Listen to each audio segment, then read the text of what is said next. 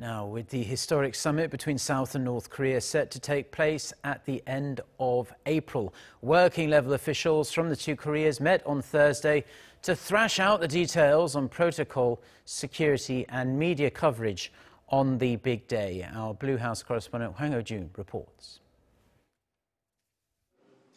A serious and thorough discussion on ways to successfully hold the summit. Without sharing much else, that's how Blue House Press Center Director Kwon Hyuk-ki described the first working-level preparatory talks held in the border village of Panmunjom on Thursday, ahead of the April 27th summit between Seoul and Pyongyang. Kwon was part of the 5-member delegation from South Korea. The team was led by the Deputy Director of the National Intelligence Service. The 6-member delegation from North Korea was headed by Kim Chang-son, an official from Pyongyang State Affairs Commission.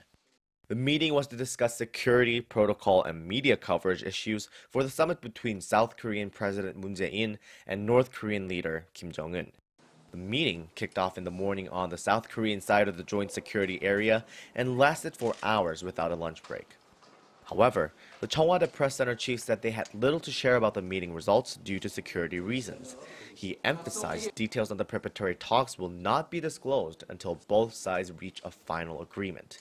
The South Korean delegation says it will take more than one meeting for the two sides to work out the details.